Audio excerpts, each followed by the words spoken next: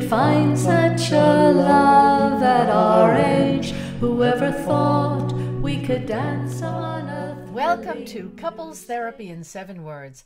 I'm your co-host, Judy Alexander, and I'm here with my husband, Dr. Bruce Chalmers. Well, hello, Judy. Hello, viewers and listeners. And Judy, tell folks the rather painful title of today's episode.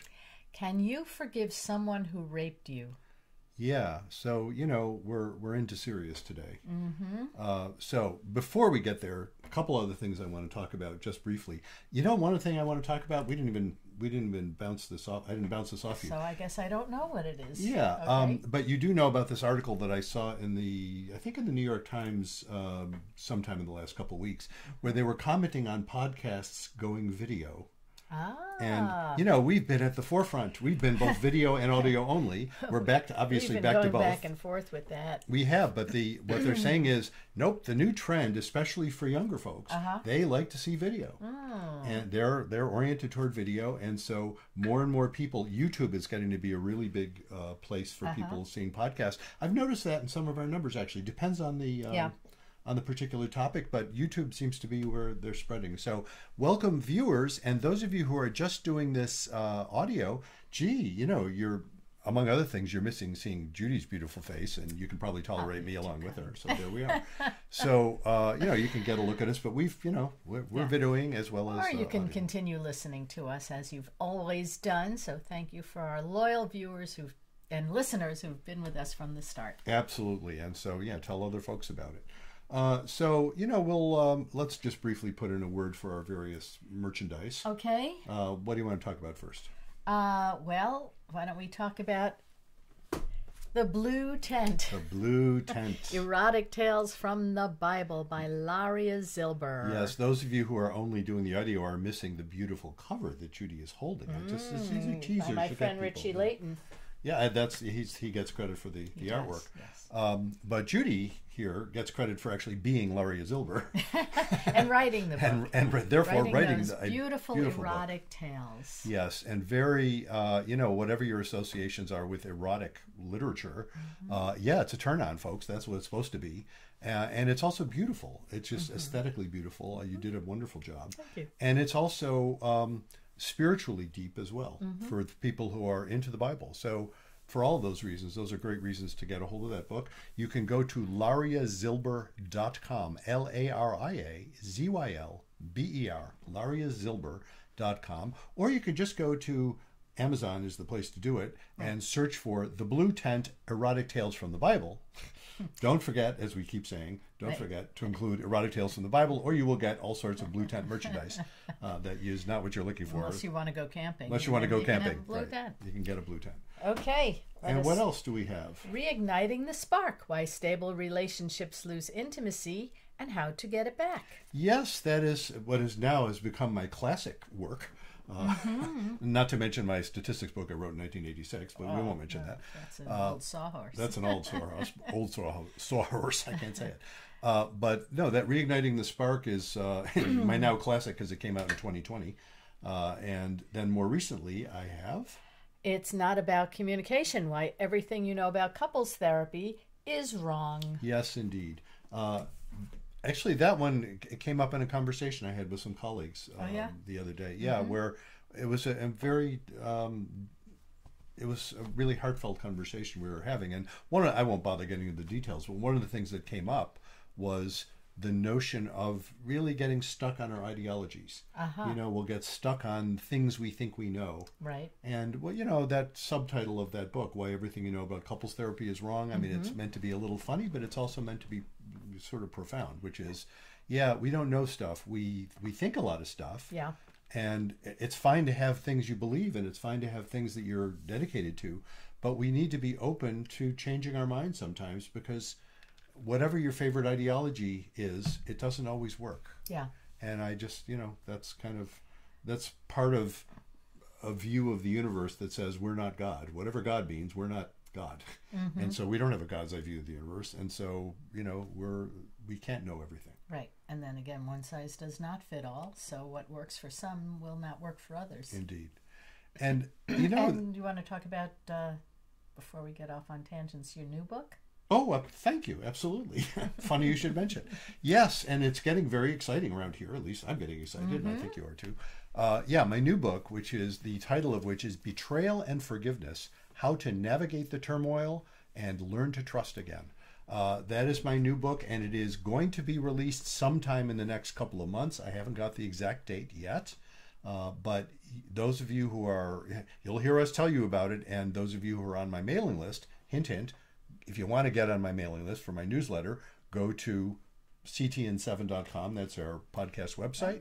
And click on the box that says, hey, sign up for Dr. Chalmers' newsletter. We'll let you know about that. It's very exciting. It's coming out soon. I've finished recording the audiobook. Yeah. The cover is designed. The interior is designed. I'm working with actually somebody who's going to help me get it out to all of you folks, help me promote it. Yep. I've got some blurbs, including some from some fairly famous people, which is really exciting. So, watch for that book. It is going to be coming out. And so here's our segue perhaps into the topic we're going to be talking about today. You know, the title of that book is Betrayal and Forgiveness. Right. This particular, so shall we segue into the topic? Go ahead, let's segue. So the title, Can You Forgive Someone Who Raped You? What an awful title, what an awful concept. And yet, I thought of it. And I thought of it because I've had this conversation many times over the years. Really? I have a lot of my work. Considering how many couples you work with. Well, I've worked with of course, many couples. Right. And mostly prior to that, I did many years working with individuals focusing on trauma. So I worked with lots of people who'd been raped. And not surprisingly, mostly women, but actually some men. Yeah. I wish I could say it's rare. We all wish we could say it's rare. It's not rare. And that question has come up. Can you forgive someone? And of course, well, what do you think? say what you want. You know? Boy, that's I can happily say that that's never happened to Thank me. God. Kind of horror. So I don't know what I would do in that situation. You know, would I be able to forgive somebody? I suppose. Wow, struggling with that. Well, let's talk about rape. Okay. Okay. Yeah. Because there are different types of rape. Yes. There's rape by somebody you don't know, and let's say you're walking home, it's late at night, somebody rapes you. The classic thing everybody worries about. Right? Yes. Or you're in your home, somebody breaks in and puts a knife to your neck and says, shut up. And then there are the situations where you know the person.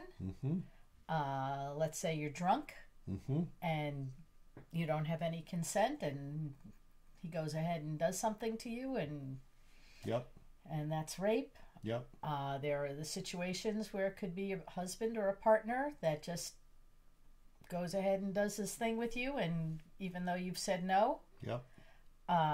So there's relatives that abuse you when you're a little kid, and you don't have any agency in that or any say, and you're afraid to say anything because he tells you he's, if you say anything, I'll kill you type of situation. So you've described, of course, lots of different kinds of scenarios, all of which are horrible, right? And so let me ask you, so why do you want to lay out the different groundwork? And I think it's important that you did, by the way. I think there's a good reason for it, but I'm curious, how would you say it? Well, because I think they carry different traumas with them. Yes, yeah. You know what, I'd like to generalize a bit from what you said. Okay. That indeed, part of the question, when you say, can you forgive someone who raped you, is to recognize that as awful as that word rape is and all that it implies, it is actually not all one thing. Right. And there are degrees, and there are variations, and there are nuances. And that gets lost in the terminology. And that turns out to be important for the person who was raped. And I'm not even talking about, what about the person who did it? There are varying degrees of culpability based on all of those things that you described. But I would say for this conversation, never mind them. I'm focusing on, a person who was raped, who is trying to recover from the trauma of all of that. Yeah. And that question has come up. Let's say she, because usually, not always, but usually a woman, can she forgive the person who raped her? And of course, by laying out all of those various scenarios, what you're implying is different scenarios will bring up different things for someone in terms of how they can view it and how they can view the person who did it. Yeah. And do they, if it's someone they did know, how do they manage the relationship with that person? Yeah. That's huge. If it's in the concept of marital rape, I pointed this out actually in Reigniting the Spark in a footnote, as I recall. Marital rape, that term, the legal concept, did not exist in the United States in all 50 states until the 1970s. Yeah, that's amazing. Yeah, it is amazing. In other words, I remember seeing a movie, you may have seen it with me on Turner Classic Movies. It was like a movie from the 40s where the plot point, and it wasn't a heavy movie. It was like a light, I don't think it was a comedy, but it was pretty lighthearted. The plot point turned on, you just had to know, everybody knew and accepted that she couldn't say no to her husband. They were married, they were legally married, so if he wanted to have sex with her, she had to consent. And if she fought back tough, there would be no recourse. And they both already knew that. That wasn't a point that felt like it had to be made. Yeah. It's like you had to already assume that to get the movie. Yeah. Yeah. And it was, and as I said, it was sort of light. It was sort of like, oh, isn't that funny? See, she can't say no. Oh, she's in trouble. It's like, I know does that get to you? What movie was that? I don't remember. I don't remember, but it wasn't even remarkable. Yeah. You might not have even noticed it. You know what I mean? It was just sort of in passing. It was sort of like, no, she can't say no. I mean, that was, and it wasn't like they were saying, oh, look how horrible it is, she can't say no. It's just like, well, we all know she can't say no. Yeah. It's sort of like, what a big deal it used to be in movies when you get married. Right. In other words, oh my God, you can suddenly have sex. Well, yes. First of all, you can suddenly have sex, but also, yes. And then there's what's the movie with Rock Hudson and Doris Day, and where she was on a desert island with Chuck Connors. Yeah. Anyway, the point being, and that's a comedy. Which was also a remake of an earlier movie with Cary Grant and Irene Dunne, favorite wife. My favorite wife or something, yeah. The point being, the concept of getting married itself was, oh my God, if you don't get there before they say I do, everything is different. I mean, it's this huge big deal. No, the reason I'm bringing this up in the context of rape, God forbid, if it is marital rape, or just someone you're living with, or someone as a lover, or as that is a very different scenario in terms of how you handle the situation than it is if it's some stranger. Yeah. So that phenomenon, all of those things matter hugely. Of course, the other thing I want to touch on in that question, can you forgive someone who raped you? And you were saying, well, kind of depends on the rape, and I'm saying, it also depends on what you mean by forgive. Yeah. What do you mean by forgive? Well, I'm glad you asked that. Gee, whatever made you ask that question? No, that's key, and I will tell you, it's interesting. I have to admit, not having read the book I'm about to refer to, but it's a book by Janice Spring, who was actually we interviewed for our she podcast. Was one of our guests. She, by the way, is going to give me a blurb, which I'm so pleased about. I come to discover in asking her for a blurb that she's written a book called How Do You Forgive? It's like, oh no, she's written a book, and it's just interesting. I haven't read the book yet, so I may be I hope I'm not misleading folks, but what I noted in reading about the book, I read the information about the book, and she uses the word forgive, I think, very differently than I use. They're both valid ways to use it, but I use it very differently. So when I say forgive, I don't mean, I do this in the book actually too. I want to rule out some things I do not mean. Okay. I do not mean saying that you think, oh, it was no big deal what they did. Right. You're not minimizing anything. I don't mean that you are willing to restore your relationship to the person the way it was before, assuming there was one before. I don't mean that at all. Or even if have a relationship at all. Or have a relationship at all. You can forgive someone that you insist upon divorcing. You can forgive someone, by my definition, you can forgive someone that you still will testify against in court. You can forgive someone you would go to war to and try to kill. That, by my definition. So what the heck do I mean by forgive if it excludes those things?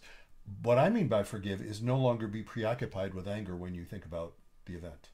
In other words, you're not overwhelmed. You're not thrown into a panic whenever you're reminded of the event. You can think about it and say, yeah, that was awful. But I'm not, it doesn't ruin my day to think of it. Or in the case of, other kinds of betrayal, let's, deviate from rape for a second, which is really pretty extreme. Someone lies about you, or someone, does something bad, or cheats on you. Cheats on you in a relationship, which is bad, but it's not rape. So in those cases, you can think about them. It's a betrayal, but you can think about them when you've forgiven them, and it's like, well, yeah, that sucked, but it's okay. If you see them, it doesn't ruin your day. Yeah. It's like, well, glad I'm done with you. Or even glad we healed from that. Yeah. Do you know what I mean? Yeah, that was awful, but we are so much better off for having gone through it. Even though I'm sorry you cheated, but but I'm glad we healed from it. I've heard that from folks. The point being, it depends on what you mean by forgive. And by forgive, I'm talking about that. I'm talking about not being preoccupied with it anymore. It's a trauma. It's healing from trauma. Yeah. Any kind of trauma, it's the same basic idea. When you've processed trauma so that you're healed from it, it doesn't mean you forget about it. It doesn't mean you minimize it. It doesn't mean, it says nothing about your relationship with whoever hurt you. It is precisely about you. What I point out, and this is not a phrase that I coined at all, forgiveness is an inside job. Now, I think in Janice Spring's book, she is using forgive to mean restore the relationship. Because she talks about you can heal from a betrayal without forgiving the person. So I think she's just using the term in a different way. Now, I do defend and will defend my use of that, well, of course, you've read my book, right? I have read your book. But it's a little unfair because you may not remember this little detail. I might not. Might not. It's been like a couple of months that you read it. Yeah. Or a month or two, pretty whatever. Good bet that I don't remember. Yeah. Because, my memory is... Do you remember my defense of saying that, no, I'm defending the use of forgiveness to restrict it to being an inside job? In other words, forgiveness isn't about the one who hurt you at all. It's not about your relationship with them. It's not about whether they deserve it or not, by the way. Okay. They can be utterly unrepentant. You can still forgive them. And in fact, I say, just to be provocative here, I say in the book, I can forgive Hitler. God for Yamach Shemo, that means may his name be blotted out. I can forgive Hitler in the sense I'm describing. I can never, for a moment, minimize the evil of what he did and the residual evil that what he stands for still exists. I would oppose it with every fiber of my being, and I would go to war about it if I had to. But I don't have to be preoccupied with rage when I think about it. That's what I mean by forgive. Now, I defend that use of forgive. Do you know, like, why would I say, yeah, to say forgive implies the person has to deserve it? Yeah. Well, because otherwise it's going to poison you. Yes, exactly. And then they're the ones that have the power over you. Precisely. That is exactly it. What I say, and again, not an original idea. What I say is that, well, I quote Anne Lamott. It's a wonderful quote. To not forgive is like drinking rat poison and waiting for the rat to die. And as I point out, yeah, you first get the poison out of you, then you can deal with the rat. Yeah. And then you can deal more intelligently with the rat because you're not panicked. So even in terms of dealing with, Nazis and anti-Semitism, I can deal with it unpanicked, and then I can figure out what to do about it, and it's awful, but you can work on it. When you're in a panic, it tends not to, you don't make good decisions. Yeah. And moreover, you're burdened by it. And that's the other thing. When you define forgiveness in terms of letting go yourself, no one has any power over you. And of course, I refer to Viktor Frankl in that. For those of you who have not read Viktor Frankl's book, Man's Search for Meaning, it's funny. It's I think I mentioned it in another podcast, a few months ago, because I had reread it last year, right? And I had reread it for the first time in decades. It sort of is has an old feel about it, but it's an amazing thing. Viktor Frankl was a psychoanalyst from Vienna, sort of contemporary of Freud, who spent time in Auschwitz. He was a Jewish psychoanalyst from Vienna, and he didn't get out. Concentration camp. And he was in Auschwitz and went to a death camp, and he managed to survive. One of very few people among the group he was with that did survive, as is true of people who went to Auschwitz. It's like, and there's no rhyme or reason to who survived or who didn't. Right. And he says that too. It's not like, oh, I knew how to survive. No, right. He was just lucky or something. I mean, it was sheer chance. But he did say that the one thing that he could control was his attitude toward it. And he found meaning in his life in the midst of Auschwitz. The meaning he focused on was he wanted to see his wife again, who he did not know was already dead. It's heartbreaking. It is heartbreaking. But the sense of meaning, and he went on to found a school of therapy called logotherapy, which is all about finding meaning. And if you can find meaning in Auschwitz, you can forgive someone who even raped you. Now, that's really based on my definition of forgive. Now, having said that, so if let's accept that definition of forgive for now, because we're talking about it.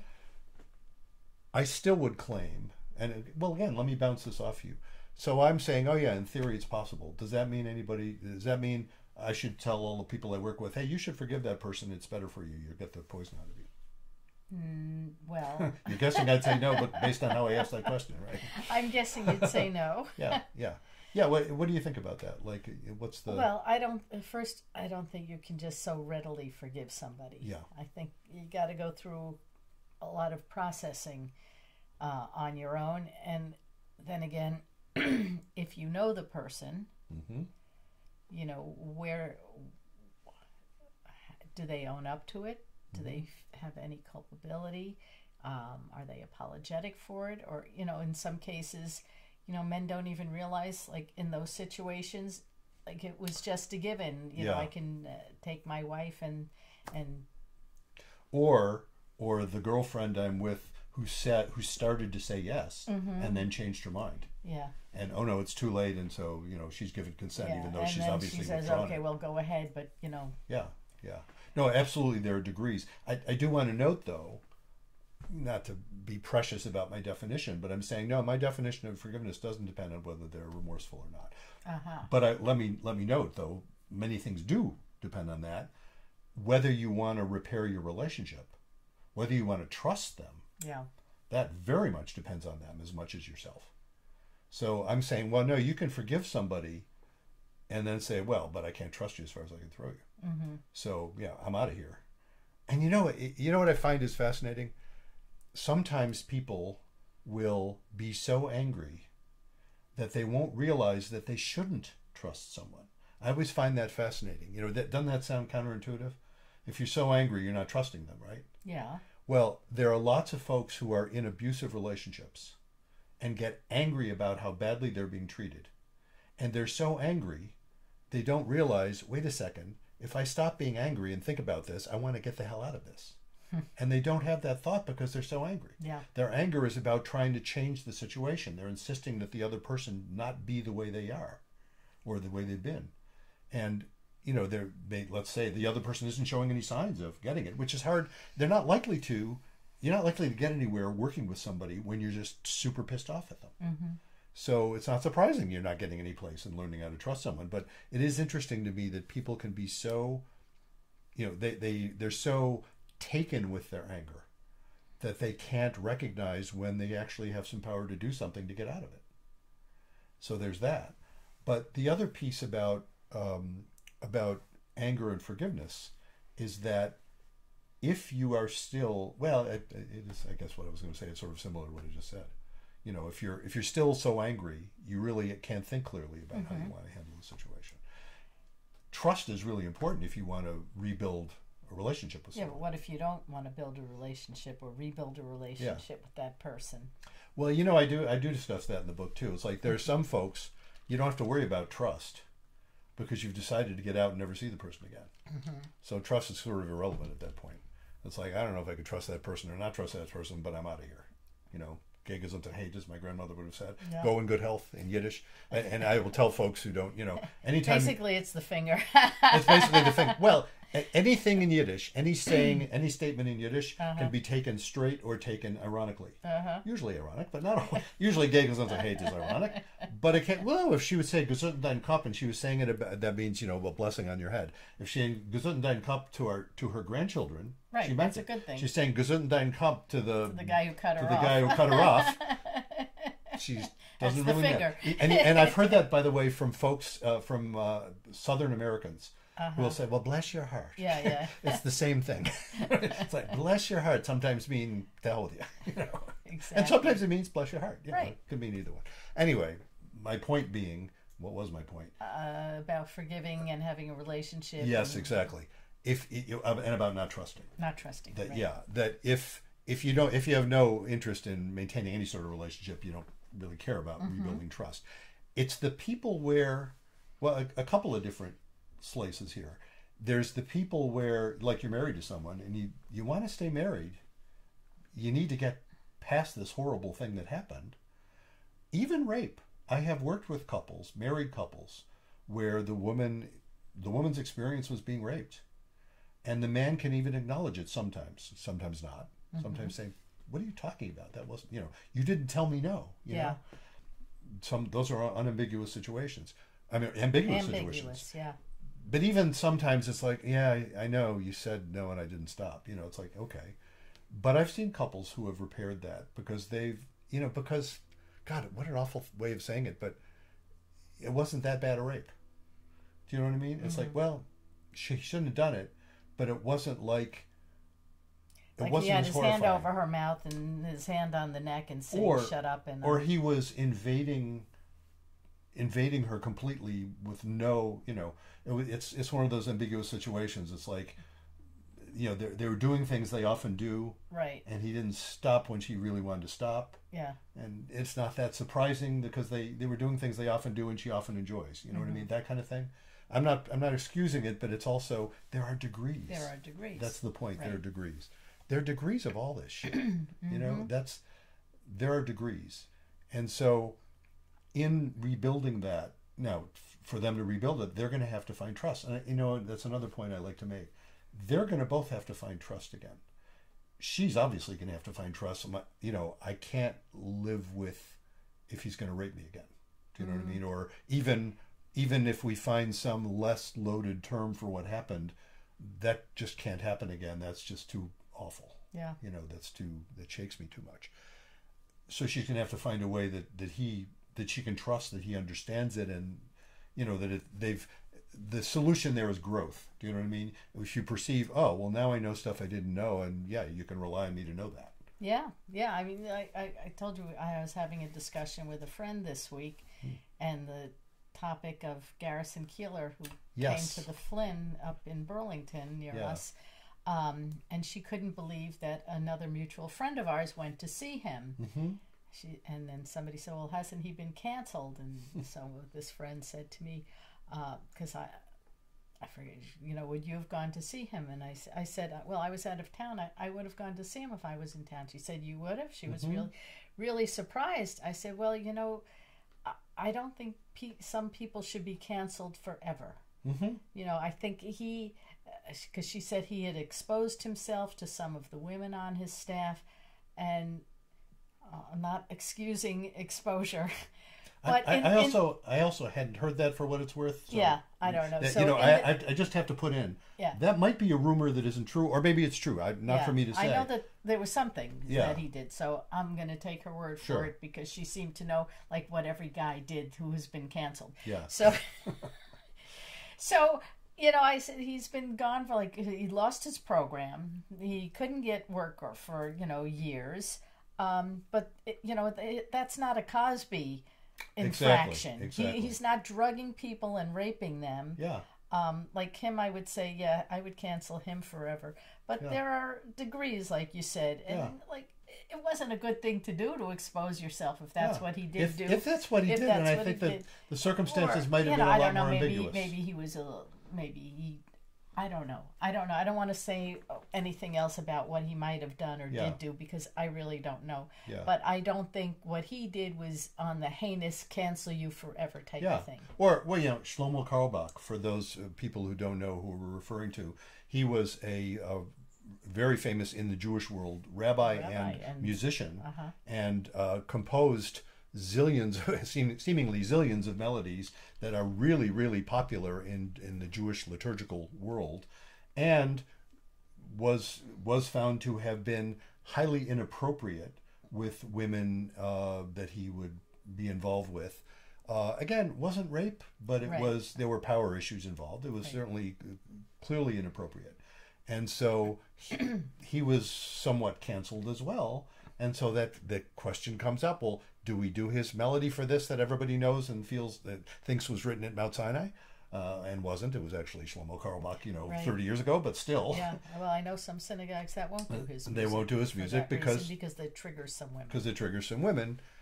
And I don't know that it does those women any good to be triggered by that, Yeah. frankly. That the phenomenon of triggering, which, look, I treated folks who had been traumatized for a long, long time. Mm-hmm. The phenomenon of triggering is a very real phenomenon.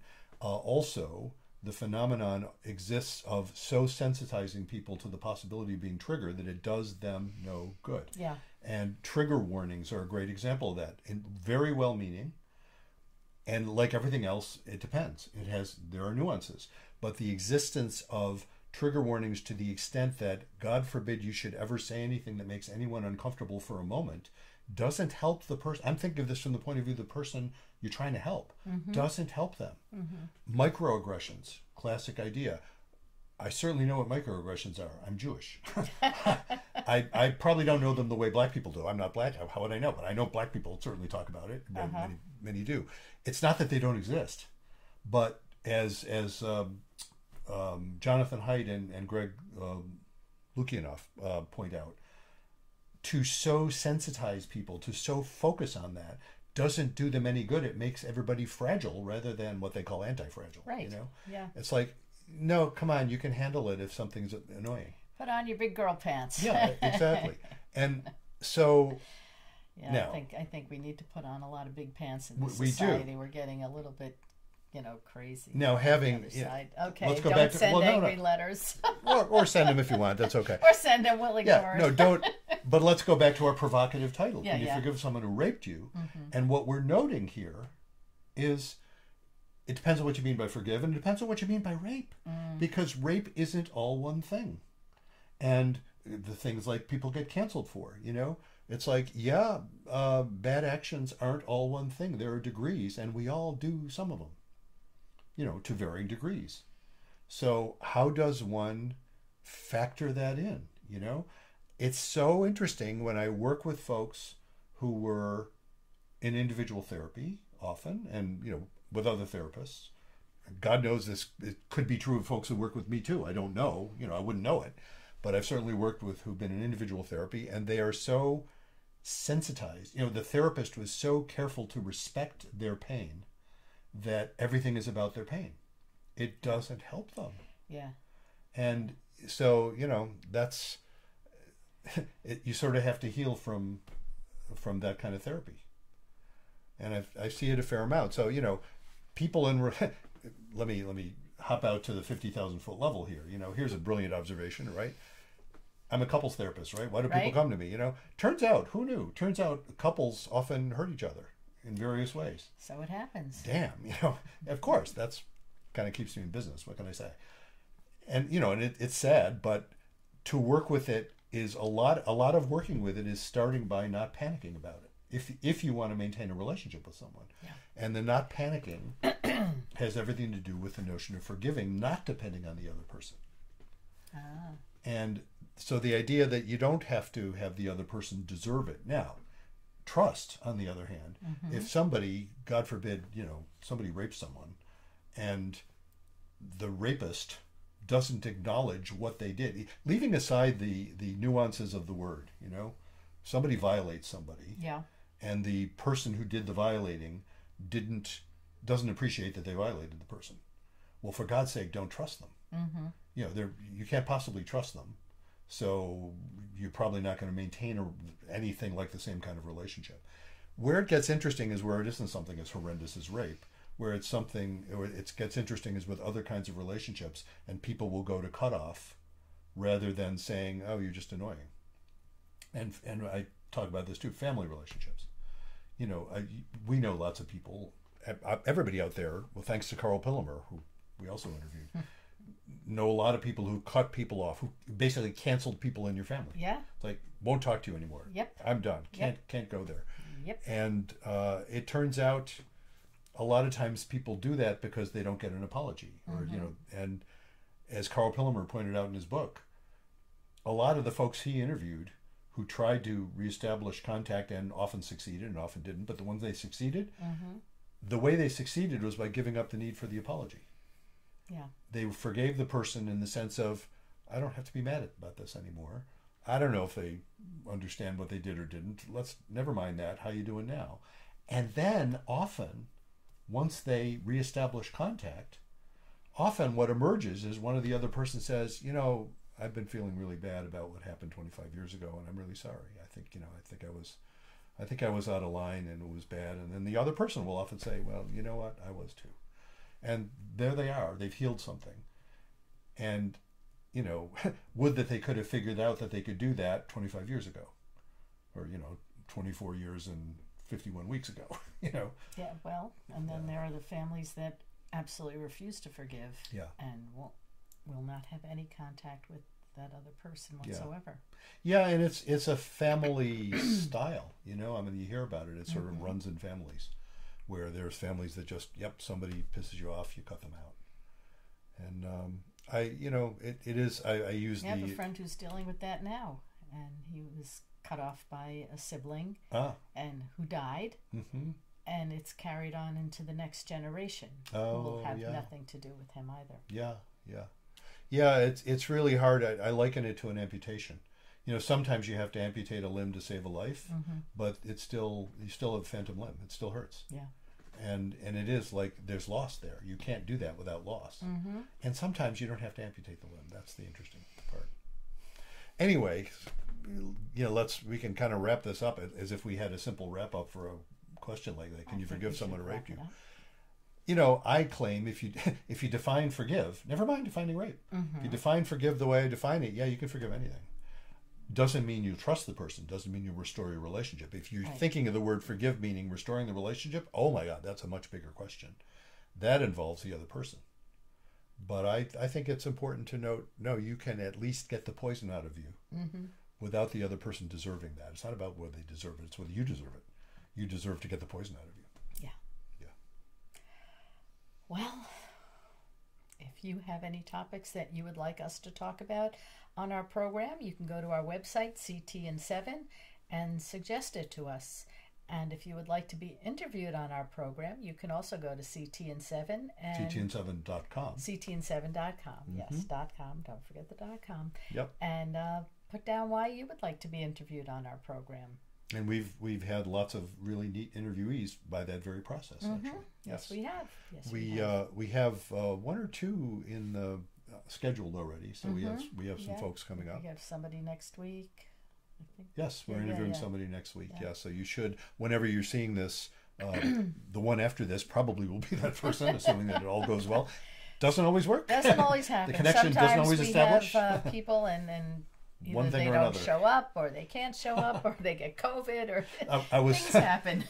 I mentioned Carl Pillimer. For those of you who've been with us since the beginning, back in 2020, we interviewed him. I was actually asking him to possibly do a blurb for my book, and I was looking at the old email thread, and I noticed, he's the one I had to write to tell him that I had an unexpected surgery on my head. Back in 2020, and had to postpone the interview, and we did it later on, but. Anyway, he was good sport about it. He was Sorry, a very good needed sport. Brain surgery. What can you do? What can you do? So anyway, another. Let's just put in briefly. Buy my books. Buy your book. Buy the books. Check them out. Buy the We books. also have merch. We also have merch. Yes, we got mugs. Mugs, T-shirts, you can hold tote up one of the bags. mugs. There you go. Our beautiful logo. Yep. All available at ctn7.com. You'll see there's a shop. You can go to the shop and the T-shirts and the tote bags and whatever you want. And also stay tuned for Bruce's new book on betrayal and forgiveness. Yep, betrayal and forgiveness. And I will, those of you watching the video, I will put the cover on the screen when I edit this, and you'll get to see what the cover looks like. I'm really pleased with the cover. We had a wonderful cover designer, and she was great to work with. She was wonderful to work with. Yes, indeed. Want to give her a shout out? Yes, I'm trying to make sure I remember her name. Anne-Marie Lamprecht, she's in the UK. Yeah. If you're looking for a really good cover designer, check her out. I found her, by the way, through Reedsy.com. Those of you who've written books, REEDSY, Reedsy.com is a great resource where you can find folks who will do things like design covers and stuff like that. Yeah. So, and I guess we've said all of our things, haven't we? Yes, we have. And so until next time, remember, be kind, don't panic, and have faith.